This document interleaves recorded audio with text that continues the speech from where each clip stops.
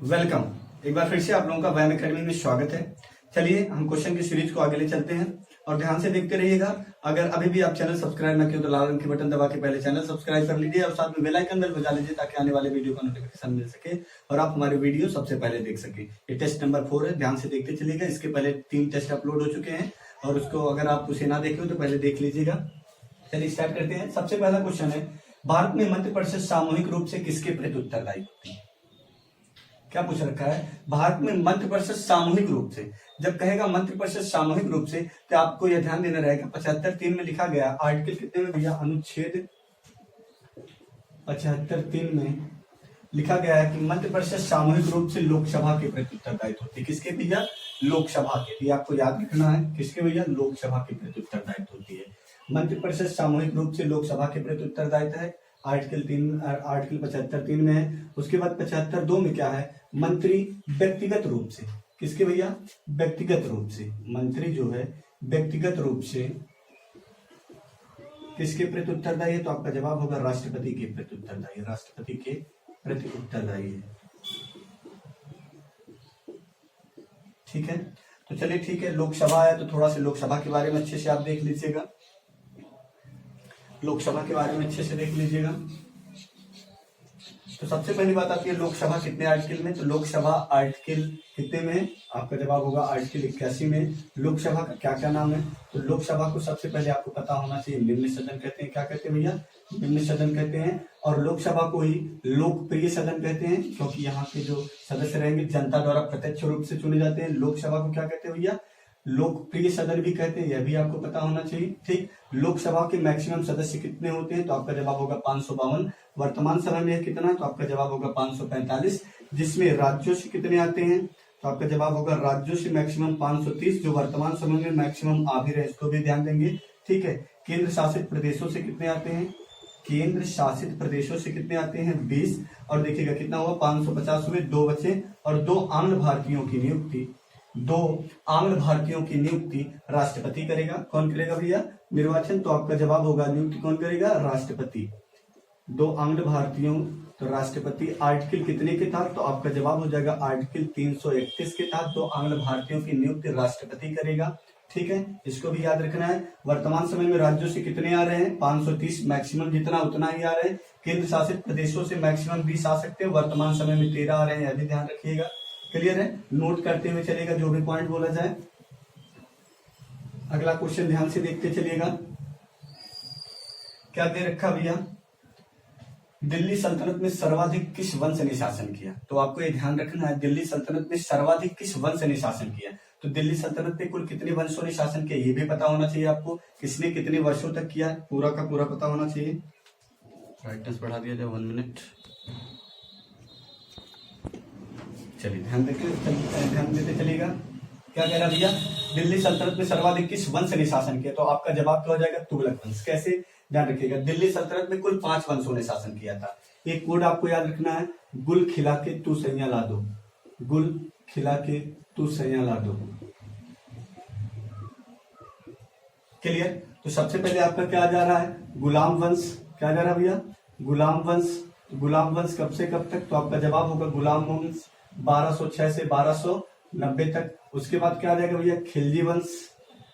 कौन सा वंश भैया? खिलजी वंश। और खिलजी वंश कब से कब तक? तो आपका जवाब हो जाएगा 1290 से 1320। ठीक है, खिलजी वंश के बाद क्या आ जाएगा? तुगलक वंश। तुगलक वंश कब से कब तक? तो आपका जवाब हो जाएगा तुगलक वंश 1320 से लेके 1414। ठीक है, उसके बाद कौन सा वंश आ जाएगा? देखिएगा तू सैया। सैया से क्या आ जाएगा भैया? सैयद वंश। सैयद वंश। और सैयद वंश से क्या हो जाएगा? तो आपका जवाब हो जाएगा सैयद वंश कब से कब तक? 14 से लेके 1451, जिसमें कुल 4 आ सकते हैं। सैयद वंश के बाद कौन सा वंश आ जाएगा? देखिएगा लादो से, यानी आप क्या लिखेंगे? लोधी वंश। कौन सा वंश भैया? लोधी वंश। दिल्ली सल्तनत में सबसे लास्ट में कौन सा वंश आता है? तो आपका जवाब होगा लोधी वंश। और दिल्ली सल्तनत में लोधी वंश या दिल्ली सल्तनत ने अपनी अंतिम सांस कब ली? तो आपको याद होना चाहिए 21 अप्रैल 1526 को दिल्ली सल्तनत ने अपनी अंतिम सांस ली। आपको याद होना चाहिए। लोधी वंश कब से कब तक? तो 1451 से लेके 1526, ये आपको याद होना चाहिए। क्लियर है? और इसमें कोई भी पूछता है कि तुगलक वंश के पहले या तुगलक वंश के बाद, तो पूरा क्रम से आपको याद होना चाहिए। क्लियर है? किसी भी प्रकार की बात रहेगी तो आप बोलेंगे, कमेंट जरूर करेंगे, गुल खिला के तू सैया ला दो, याद होना चाहिए। क्लियर है? आगे चलिएगा। हाँ तो देखिएगा सबसे अधिक किस वंश ने, तो अभी आपने देखा तुगलक वंश आ जाएगा। कौन सा वंश आ जाएगा भैया? तुगलक वंश। जो 14 कब से भैया? तो तुगलक वंश आपका कब से? 1320 से लेके 1414 तक।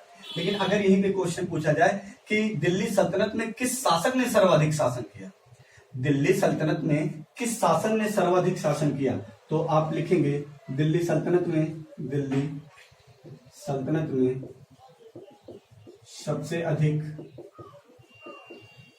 समय तक शासन करने वाला शासक, तो आपका जवाब हो जाएगा बहलोल लोदी। क्या नाम है भैया? बहलोल लोदी। और बहलोल लोदी कब से कब तक गद्दी पर था, तो आपको पता होना चाहिए 1451 से लेके 1487 तक। कब तक भैया? 1487 तक। ठीक है, तो दिल्ली सल्तनत में किस वंश ने, तो आपका जवाब होगा तुगलक वंश ने। लेकिन अगर पूछा जाए दिल्ली सल्तनत में सबसे अधिक समय तक एक मतलब कि कोई एक शासक को पूछा जाए, तो आपका जवाब हो जाएगा बहलोल लोदी, जो 1451 से लेके 1487 तक। इसके बाद कौन आ जाएंगे भैया? सिकंदर लोदी, 87 से लेके आएंगे 15 तक। फिर उसके बाद आ जाएंगे अगले शासक। ये सब पढ़ाया जाएगा, ध्यान से देखते सुनते चलिएगा। ठीक है, क्या आ गया भैया? तुगलक वंश हो जाएगा। याद रहेगा आई थिंक आप सबको। किसी भी प्रकार की प्रॉब्लम हो तो कमेंट जरूर करेंगे। ठीक, आगे चलते हैं। ट्रांस हिमालय की सबसे उत्तरतम श्रेणी, तो किसका पूछा है? ट्रांस हिमालय का। ट्रांस हिमालय कहां पर स्थित है ये आपको पता होना चाहिए ना। ट्रांस हिमालय कहां पर स्थित है भैया? जम्मू कश्मीर में स्थित है। क्लियर है? रफली मैप बन रहा है तो आपको इससे नहीं मतलब है, सिर्फ पढ़ने से ध्यान दीजिएगा। ठीक है, तो ट्रांस हिमालय का जो भाग है, सबसे पहले देखिएगा आप जम्मू कश्मीर और हिमालय, पहले एक एक चीज ध्यान से देखते चलिएगा। ठीक है, तो बात आती है ट्रांस हिमालय की बात कर रहा है। तो ट्रांस हिमालय सबसे पहली बात याद रखिएगा जम्मू कश्मीर में स्थित है। और इसकी 3 श्रेणियां कौन कौन सी? लद्दाख, कौन कौन सी है भैया? काराकोरम, लद्दाख, जास्कर। कौन कौन सी है? काराकोरम, देखिएगा काराकोरम, लद्दाख, जास्कर। तो सबसे उत्तरतम श्रेणी पूछ रखा है, तो सबसे उत्तरतम श्रेणी कौन सी है? काराकोरम। कौन सी भैया? काराकोरम। अगर कहेगा सबसे दक्षिणतम तो आपका जवाब क्या हो जाएगा? जास्कर। लद्दाख और जास्कर के बीच एक नदी बहती है जिसका नाम है सिंधु नदी। फिर लद्दाख और काराकोरम के बीच से एक नदी आएगी जिसका नाम रहेगा श्वेत नदी। कौन सी नदी भैया? श्वेत। तो सिंधु में आके मिल जाती है। ठीक है, तो सिंधु की सहायक नदी कौन सी नदी हो जाएगी? श्वेत नदी। ठीक है, नदी तंत्र पढ़ाया जाएगा, बस इतना ही आपको याद रखना है। काराकोरम, लद्दाख, जास्कर। ठीक, ये ट्रांस हिमालय, हिमालय से भी प्राचीन भाग है। सबसे नवीनतम अगर पर्वतमाला पूछ ली जाएगी तो आपका जवाब देना रहेगा हिमालय। ठीक है, और ये हिमालय से भी प्राचीन है। ठीक है, हिमालय से प्राचीन है। क्या है? हिमालय से प्राचीन है। कौन सा हिमालय? ट्रांस हिमालय। ठीक, ये हिमालय का अलग पार्ट रहेगा। ठीक, और ट्रांस हिमालय बृहद हिमालय से सचर जोन द्वारा अलग होता है। इन सबको भी वीडियो में मिल जाएगा। बाकी जो बोला जाए उसको नोट करते चलिएगा। ठीक है, जो भी बोला जाए आप उसको नोट करते चलेंगे। ठीक, क्लियर है? तो आपका जवाब क्या हो जाएगा भैया? ट्रांस हिमालय की सबसे उत्तरतम चोटी अभी आपने देखा था काराकोरम, लद्दाख, जास्कर। तो सबसे उत्तरतम बोला है तो काराकोरम हो जाएगा। सबसे दक्षिणतम बोलता तो जास्कर हो जाएगा। अच्छा, एक चीज याद रखिएगा, विश्व की सबसे नवीनतम पर्वतमाला, विश्व की सबसे प्राचीनतम पर्वतमाला क्या बोलेंगे आप भैया? अरावली। क्या बोलेंगे भैया? अरावली। विश्व की सबसे नवीनतम पर्वतमाला, सबसे नवीनतम पर्वतमाला। तब क्या जवाब हो जाएगा आपका? हिमालय। क्या हो जाएगा भैया? हिमालय। दोनों ही भारत में स्थित है, आपको दिखाई दे रहा है। चलिए आगे चलेगा। भारत की सबसे ऊंची चोटी पूछ रखा, भारत की सबसे ऊंची चोटी। तो भारत की सबसे ऊंची चोटी केटू है। और केटू कहां पर स्थित है? यह है ट्रांस हिमालय के काराकोरम श्रेणी पर। काराकोरम, लद्दाख, जास्कर। अभी आपने देखा था तो काराकोरम में देखिएगा ट्रांस हिमालय के काराकोरम श्रेणी पर स्थित है। कौन सी? केटू। याद रखिएगा। अगर लेकिन कह दिया जाए कि बृहद हिमालय पर स्थित, बृहद हिमालय पर स्थित भारत की सबसे ऊंची चोटी, बृहद हिमालय पर स्थित भारत की सबसे ऊंची चोटी, तब आपका जवाब होगा कंचनजंगा। नोट करके लिखिएगा, गलत मत करिएगा। ये ट्रांस हिमालय पर स्थित है, इसको याद रखिएगा। भारत की सबसे ऊंची चोटी केटू। नोट करिएगा, भारत की सबसे ऊंची चोटी केटू। क्लियर? कहां पर स्थित है? ट्रांस हिमालय के काराकोरम श्रेणी पर स्थित है। यदि कहा जाए बृहद हिमालय पर स्थित, बृहद हिमालय, जो हिमालय वह 3 पार्ट में याद रखिएगा, बृहद हिमालय, लघु हिमालय, शिवालिक ना। तो बृहद हिमालय पर स्थित भारत की सबसे ऊंची चोटी, भारत की सबसे ऊंची चोटी क्या हो जाएगा भैया, जब बृहद हिमालय पर, तब आपका जवाब होगा कंचनजंगा। यहाँ पर आंसर क्या होगा, यहाँ पर आपका आंसर होगा भारत की सबसे ऊंची चोटी K2, लेकिन जब बृहद हिमालय पर बात करेगा तो आपका जवाब हो जाएगा कंचनजंगा। याद रहेगा सबको, क्लियर। और पूरे विश्व की सबसे ऊंची चोटी, तब आपका जवाब आपको याद ही होगा एवरेस्ट। क्या भैया, एवरेस्ट कहाँ पर स्थित है, नेपाल में।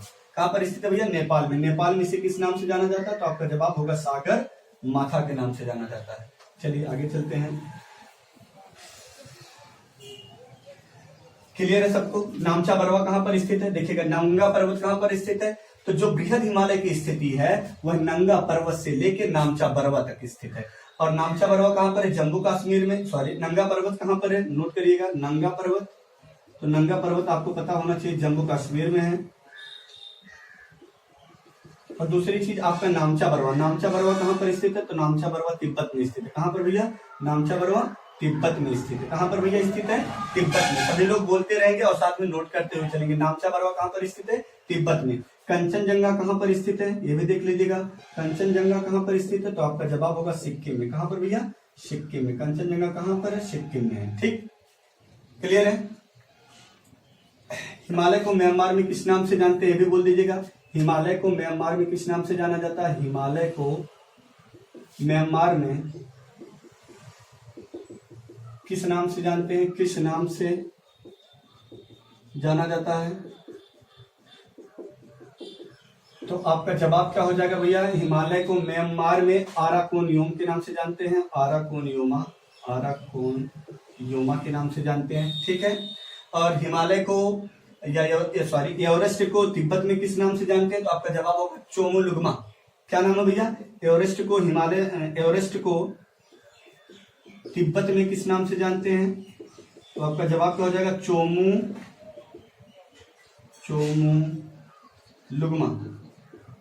इसका मतलब क्या होता है, पर्वतों की रानी। चोमोलुंगमा का मतलब क्या होता है, पर्वतों की रानी। नोट करते चलेंगे, कोई भी पॉइंट छोड़ना नहीं है, ध्यान से देखते चलिएगा। ठीक, आगे देखिएगा, दे रखा है राष्ट्रीय युवा दिवस कब मनाया जाता है। क्या रखा भैया, राष्ट्रीय युवा दिवस कब मनाया जाता है, तो आपका जवाब हो जाएगा राष्ट्रीय युवा दिवस 12 जनवरी को मनाया जाता है। किसके जन्मदिन पर मनाया जाता है, ये भी आपको याद है, स्वामी विवेकानंद के जन्मदिन पर मनाया जाता है। याद रहेगा, ठीक है, स्वामी विवेकानंद के जन्मदिन पर मनाया जाता है 12 जनवरी को राष्ट्रीय युवा दिवस।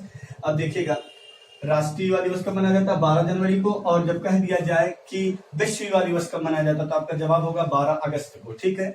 10 जनवरी को क्या मनाया जाता है, विश्व हास्य दिवस। 10 जनवरी को क्या मनाया जाता है, नोट कर लेंगे, अगर ना याद हो तो याद रहेगा, तब भी नोट करते चलेंगे। 10 जनवरी को विश्व हास्य दिवस, विश्व हास्य दिवस। 4 जनवरी को इसके ऊपर लिख लीजिएगा, 4 जनवरी उत्तर प्रदेश प्रवासी दिवस। उत्तर प्रदेश प्रवासी दिवस, उत्तर प्रदेश प्रवासी दिवस कब से मनाया जाता है, 4 जनवरी 2016 से मनाया जाता है उत्तर प्रदेश प्रवासी दिवस 4 जनवरी को। फिर उसके बाद 10 जनवरी लिख लीजिए विश्व हास्य दिवस। 9 जनवरी में लिख लीजिएगा, 9 जनवरी को क्या मनाया जाता है, तो आपका जवाब हो जाएगा प्रवासी दिवस। क्या मनाया जाता है भैया, प्रवासी दिवस। क्या मनाया जाएगा 9 जनवरी को, प्रवासी दिवस। 9 जनवरी 1915 को कौन भैया, महात्मा गांधी सर्वप्रथम अफ्रीका से भारत देश वापस आए थे। आपको याद रखना है, यही कारण है कि 9 जनवरी को क्या मनाया जाता है, प्रवासी दिवस के रूप में। अभी अभी आपने देखा 12 जनवरी को क्या मनाया जाएगा, राष्ट्रीय युवा दिवस। क्या मनाया जाएगा भैया, राष्ट्रीय युवा दिवस। याद रहेगा सबको, किसी को प्रॉब्लम रहे तो बोलेगा राष्ट्रीय युवा दिवस। क्लियर। 24 जनवरी को या 15 जनवरी को पहले देख लीजिएगा, 15 जनवरी को क्या रहेगा, थल सेना दिवस। क्या रहेगा भैया, थल सेना दिवस, आर्मी डे यानी थल सेना दिवस। ठीक है। 24 जनवरी को क्या रहेगा, 24 जनवरी को आप याद रखना है उत्तर प्रदेश। क्या भैया, उत्तर प्रदेश का गठन कब हुआ था, तो आपका जवाब होगा 24 जनवरी 1950 को। उत्तर प्रदेश दिवस कब मनाया जाता है, 24 जनवरी को। आपको याद रखना। 26 जनवरी को क्या मनाया जाता है, ये भी आपको पता है। 26 जनवरी को क्या मनाते हैं भैया, स्वतंत्रता दिवस, नहीं गणतंत्रता दिवस मनाते हैं। लेकिन एक चीज याद रखिएगा, 26 जनवरी 1950 को, 26 जनवरी 1950 को भारतीय संविधान पूर्णतः लागू हुआ था। इसी कारण से 26 जनवरी को गणतंत्र दिवस के रूप में मनाया जाता है। एक चीज और ध्यान देना, भारतीयों ने अपना स्वतंत्रता दिवस सर्वप्रथम कब मनाया था, तो आपको याद रखना है 26 जनवरी 1930 को। 15 अगस्त 1947 गलत डेट है, ठीक है, ये पहली नहीं है दूसरी हो जाएगी एक प्रकार से ना। तो आपको याद रखना 26 जनवरी 1930 को। यही कारण है कि 26 जनवरी को भारतीय संविधान लागू हुआ। आगे ध्यान से देखते चलिएगा। संसद के कितने अंग होते हैं? जब पूछा जाएगा संसद के कितने अंग होते हैं तो आपका जवाब होगा 3 अंग होते हैं। संसद के कितने सदन होते हैं तब आपका जवाब 2 होगा, लेकिन अंग कितने होते हैं? अंग 3 होते हैं। कैसे? इधर देखिएगा, संसद, ध्यान से देखते चलिएगा, संसद कितने आर्टिकल में? 79 में, ठीक है, 79, क्लियर है। और इधर ध्यान दीजिएगा, संसद के कितने अंग, तो आपका जवाब होगा संसद के उच्च सदन, निम्न सदन, राष्ट्रपति, कितने अंग, तो आपका जवाब हो जाएगा 3 अंग। कितने भाग? 3 भाग। लेकिन जब सदन की बात करेगा तो 2 सदन, उच्च सदन, निम्न सदन। इसका नाम क्या है? तो आपका जवाब होगा राज्यसभा। और इसका नाम क्या है? तो अभी अभी आपने देखा था लोकसभा। क्या भैया? लोकसभा। अब देखिएगा आर्टिकल कितने में, तो आपका जवाब होगा 80, 81 और 52 से लेके 62, ठीक है। बाकी और भी है, लेकिन 52 से लेके 62 तक बहुत सी चीजें इसमें आपको देखना है। राज्यसभा हो गए। राज्यसभा में मैक्सिमम सदस्यों की संख्या 250। वर्तमान समय में कितना है? 245। वर्तमान समय में कितना है? 245, याद रखना आपको, ठीक। और इसमें से 12 सदस्यों की नियुक्ति राष्ट्रपति करेगा, जो कला विज्ञान साहित्य के क्षेत्रों में, जो कला विज्ञान साहित्य के क्षेत्रों में विशेष अनुभव वाला होना चाहिए। किन क्षेत्रों में? कला विज्ञान साहित्य। कितने सदस्यों की? तो आपका जवाब होगा कितने सदस्यों की भैया? 12 सदस्यों की। यह आर्टिकल कितने में लिखा गया? तो 83 में लिखा गया। कितने में लिखा गया हीरो? 83 में लिखा गया है कि राज्यसभा में 12 सदस्यों की नियुक्ति राष्ट्रपति करेगा। लोकसभा आर्टिकल कितने में? 81 में। इसी का नाम क्या है? लोकप्रिय सदन। कुल कितने सदस्य? तो मैक्सिमम, तो आपका जवाब होगा मैक्सिमम 552, मैक्सिमम 552। लेकिन वर्तमान समय में कितने हैं? तो वर्तमान समय में यह है 545। कितने भैया? 545। मैक्सिमम राज्यों से कितने आ सकते हैं? 530, जो वर्तमान समय में मैक्सिमम आ भी रहे हैं। और केंद्र शासित प्रदेशों से कितने आ सकते हैं? तो केंद्र शासित प्रदेशों से कितने आ सकते हैं भैया? 20, जो वर्तमान समय में 13 आ रहे हैं। और 2 आंग्ल भारतीयों की नियुक्त आर्टिकल 331 से लिखा गया कि राष्ट्रपति करेगा लोकसभा में, क्लियर है। इसके सदस्यों की कम मिनिमम उम्र कितनी होनी चाहिए? 25 वर्ष। क्या होनी चाहिए? 25 वर्ष। और यह कैसा सदन है? तो आपका जवाब होगा यह एक अस्थायी सदन है। क्या है? अस्थायी सदन है। और यहाँ पर सदस्यों का कार्यकाल कितना होता है? 30 वर्ष। कितना भैया? सॉरी, कार्यकाल नहीं, कम से कम सदस्यों की उम्र कितनी होनी चाहिए? 30 वर्ष, ठीक है। यह कार्यकाल कितना होता है? 6 वर्ष। यहाँ पर कार्यकाल कितना होता है? तो आपका जवाब होगा 5 वर्ष। कितना भैया? 5 वर्ष। प्रत्येक, इसमें देखिएगा, राज्यसभा में प्रत्येक दूसरे वर्ष 1/3 सदस्य पदच्युत हो जाते हैं और उनके स्थान पर दूसरे सदस्य लिए जाते हैं, क्लियर। राष्ट्रपति के बारे में थोड़ा सा सुन लीजिएगा। आर्टिकल 52 में लिखा गया है कि भारत में एक राष्ट्रपति होगा। जो राष्ट्रपति का पद का प्रावधान कहां से लिया गया? तो आपका जवाब होगा यूएसए से। राष्ट्रपति के पद का निर्वाचन कहां से लिया गया? राष्ट्रपति, तब जवाब होगा यूएसए से। राष्ट्रपति के पद का निर्वाचन यूएसए से और राष्ट्रपति का पद यूएसए से। लेकिन जैसे ही कहेगा राष्ट्रपति के पद की निर्वाचन की रीति, तो रीति वर्ड जोड़ने से आपका जवाब हो जाएगा आयरलैंड। लिखते जाइएगा, बोल रहा हूं तो लिखते जाइएगा। पुनः वीडियो पीछे करके थोड़ा सा सुन लीजिएगा, लेकिन लिखते जाइएगा, छोड़िएगा मत। आगे ध्यान से देख लीजिएगा, हुमायूं का मकबरा कहाँ स्थित है? किसका भैया? हुमायूं का मकबरा पूछ रखा। तो सबसे पहले देख लीजिएगा, सबसे पहले आप देखिएगा बाबर से शुरू किया जाता है। तो बाबर का मकबरा कहाँ पर है? तो सबसे पहले बाबर को आराम बाग में दफनाया गया था, आगरा में। लेकिन बाद में इनकी इच्छा थी कि इन्हें लाहौर में दफना जाए, तो इनकी पत्नी वहां से निकलवा कर बाद में इन्हें लाहौर में दफना देती है, ठीक है। तो आपका जवाब हो जाएगा क्या भैया? सॉरी, काबुल। क्या जवाब रहेगा भैया?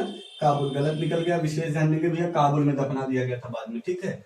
अब उसके बाद बात आती है, बाबर के बाद कौन आएगा? हुमायूं। हुमायूं का मकबरा कहाँ पर है? तो आपका जवाब होगा हुमायूं का मकबरा दिल्ली में है। कहाँ पर हुमायूं का मकबरा? दिल्ली में। तो पूछ क्या रखा, पहले ये देख लीजिएगा, हुमायूं का मकबरा कहाँ स्थित है? तो आपका जवाब हो जाएगा हुमायूं का मकबरा दिल्ली में स्थित है। तो आप अपना विकल्प लगाएंगे और कमेंट करेंगे किसका कितना सही है, ठीक है। कमेंट जरूर करेंगे लास्ट में किसका कितना सही है। कमेंट नहीं करते आप लोग, ये गलत बात है। हुमायूं का मकबरा कहाँ पर है भैया? तो आपका जवाब हो जाएगा दिल्ली में। हुमायूं के बाद कौन आएगा? अकबर। अकबर का मकबरा कहाँ पर है? तो केवल यहाँ पर मकबरा देखिएगा, बाकी सीरीज में बढ़ते चलेंगे, मिलता रहेगा कुछ ना कुछ आपको। अकबर का मकबरा कहाँ पर है? तो आपका जवाब हो जाएगा सिकंदरा में। कहाँ पर भैया? सिकंदरा में, याद रखिएगा। अकबर के बाद कौन आएगा? देखिएगा, बाबर, हुमायूं, अकबर। अकबर के बाद क्या आ जाएंगे? जहांगीर। जहांगीर का मकबरा कहाँ पर है? तो आपका जवाब हो जाएगा लाहौर। कहाँ पर है हीरो? जहांगीर का मकबरा लाहौर। उसके बाद देख लीजिएगा, जहांगीर के बाद कौन आ जाएगा? शाहजहां। ये तो आप लोगों को याद होगी। तो मुमताज है मेरे ख्वाबों की। शाहजहां, शाहजहां का मकबरा कहां पर है? तो आपका जवाब हो जाएगा क्या भैया? आगरा। शाहजहां के बाद कौन आ जाएगा? औरंगजेब। इतना देख लीजिएगा। औरंगजेब का मकबरा कहां पर है? तो आपका जवाब हो जाएगा औरंगाबाद में। कहां पर है भैया? औरंगाबाद में। औरंगाबाद में। इसे जिंदा पीर की उपाधि दी गई है। बाकी जिंदा पीर, इतिहास में सब कुछ मिलेगा आपको। ठीक है, ये क्विज चल रहा है तो क्विज में ज्यादा से ज्यादा क्वेश्चन आपको बता दिए जा रहे हैं। एक चीज को, एक टॉपिक आ रहा है तो बाकी सब कुछ आपको रिवीजन हो जा रहा है। और ये सीरीज लगातार चलती रहेगी, आप इस पे बने रहिए और लिंक ज्यादा से ज्यादा शेयर करिए। चलिए क्लियर है। मौलिक अधिकारों की संख्या पूछा वर्तमान में। किसमें पूछा? मौलिक अधिकारों की संख्या वर्तमान में। तो आप ध्यान दीजिएगा, पहले आप अपना टिक लगा लीजिएगा, बाकी मैं समझा रहा हूँ, ध्यान से देखते चलिएगा। मौलिक अधिकारों की संख्या, मौलिक अधिकारों की संख्या, मौलिक अधिकारों की संख्या वर्तमान में कितना है? अगर आपसे पूछा जाए मौलिक अधिकारों की संख्या वर्तमान में कितना, तो आपका जवाब हो जाएगा 6। लेकिन मूल संविधान में कितना थे इसकी संख्या? मूल संविधान में इसकी संख्या थी 7। कितना थी भैया? 7।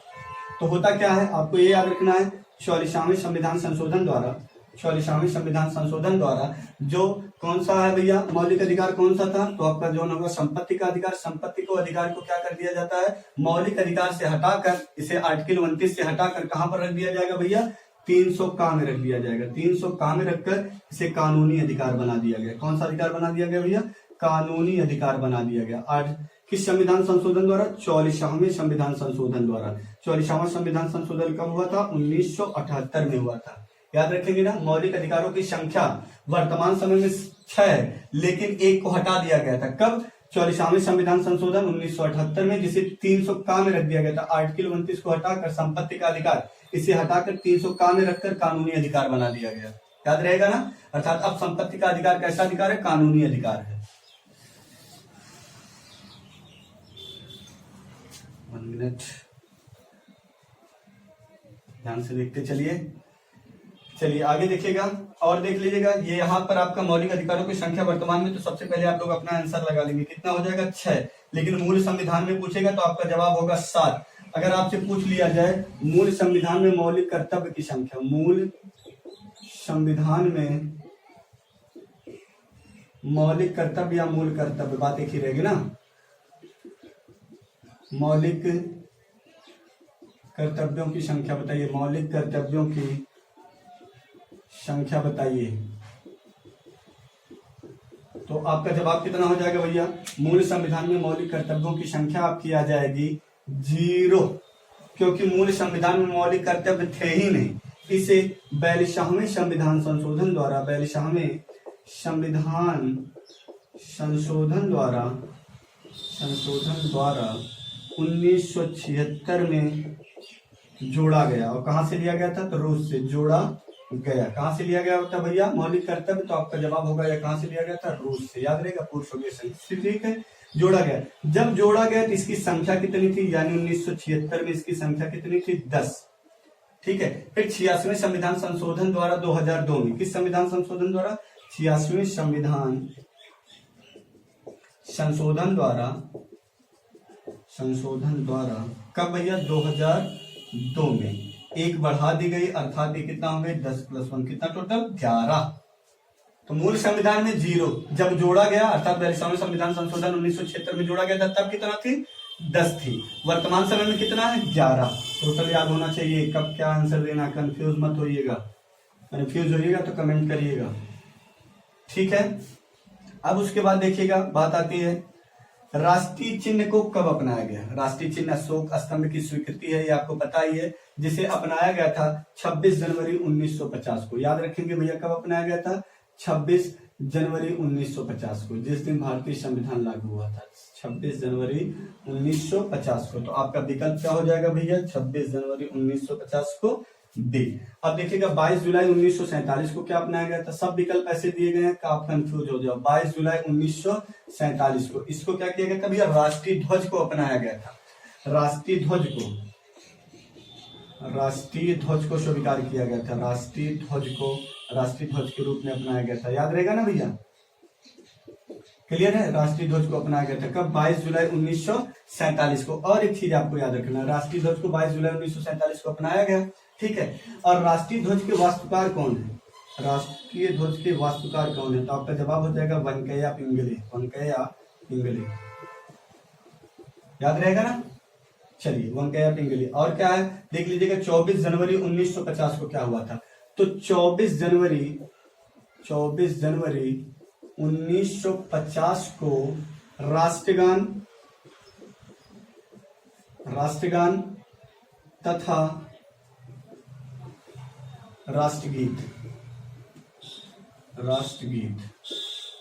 तो राष्ट्रगान और राष्ट्रगीत को कब अपनाया गया था? तो आपका जवाब होगा 24 जनवरी 1950 को। याद रखेंगे, राष्ट्रगान तथा राष्ट्रगीत को कब संविधान सभा द्वारा अपनाया गया? तो आपका जवाब होगा 24 जनवरी 1950 को, ठीक है। अब आपको पता होना चाहिए कि राष्ट्रगान को सर्वप्रथम कांग्रेस के किस अधिवेशन में गाया गया था? तो आपका जवाब होगा 1911 में। कब भैया गाया गया था? 1911 में। ये आपको याद होना चाहिए। इसकी अध्यक्षता किसने की थी और इसका अधिवेशन 1911 में कहां पर हुआ था? तो आपका जवाब होगा कलकत्ता में। और इसकी अध्यक्षता किसने की थी? पंडित विशन नारायण धर। कौन किया था भैया? पंडित विशन नारायण धर, ठीक है। और राष्ट्रगीत को सर्वप्रथम कब गाया गया था? तो आपका जवाब होगा 1896 में। कहां पर हुआ था? ये कलकत्ता में हुआ था, ठीक है। ये पॉइंट आपको याद रखना है, जो भी बोला जाए उसको नोट जरूर करते चलेंगे। चलिए आगे देखिएगा भैया, ठीक है।